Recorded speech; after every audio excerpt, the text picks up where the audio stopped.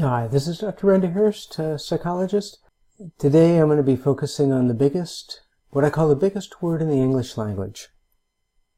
Of course, I'm being silly in one sense and terribly serious in another sense. The word is if. 2 letters. But think of all the possibilities. If only this had happened. If only that. Oh, if I just could have done.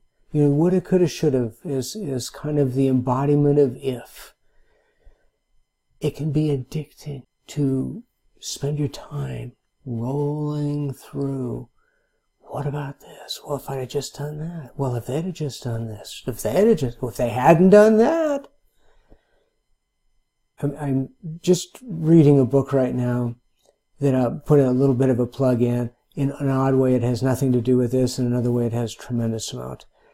It's by Manoush Zomorodi, I think, Rodi. I'm not sure how to say her name. But it's called Bored and Brilliant, How Spacing Out, what did I write?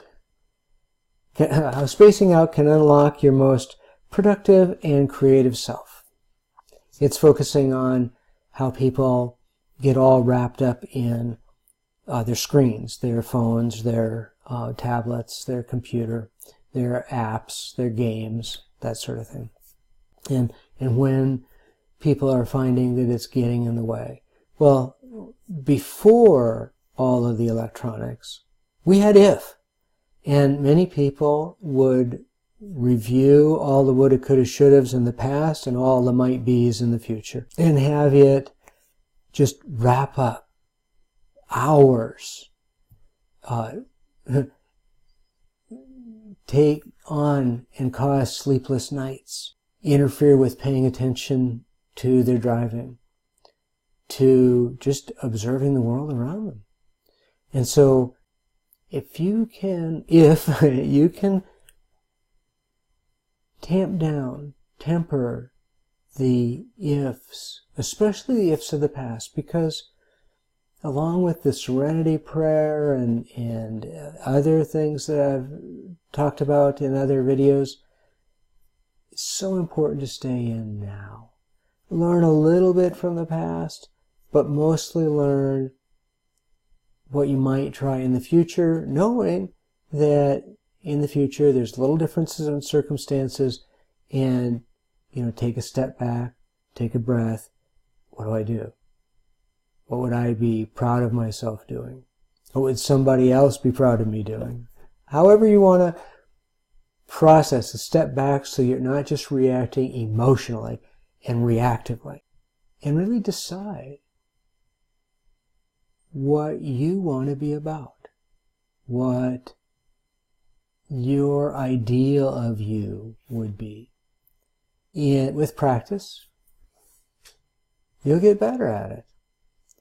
But ifs and woulda, coulda, shouldas will just mess with you. And like I say, they can become so addictive, especially when you're stressed. I mean, when is somebody going to go woulda, coulda, shoulda, or if only, if only? Well, when we're stressed a lot. And you start running scenarios, past scenarios or future scenarios. So try to pull back from that and recognize that probably is doing more harm than good. And be in the now, take a deep breath, take a step back, figuratively, maybe physically, and think about what to do. And give yourself an out. I need some time to think, in some cases. Try to just do the best you can with what you have at the time, and learn. Learn how to deal with in the now. Nobody can be good at it until you've done it a lot. So let yourself be that person who just stays with what's happening now, rather than that person who gets all wrapped up in the woulda, coulda, shouldas and all the ifs in the world. Okay, I won't beat that anymore. Thanks for watching.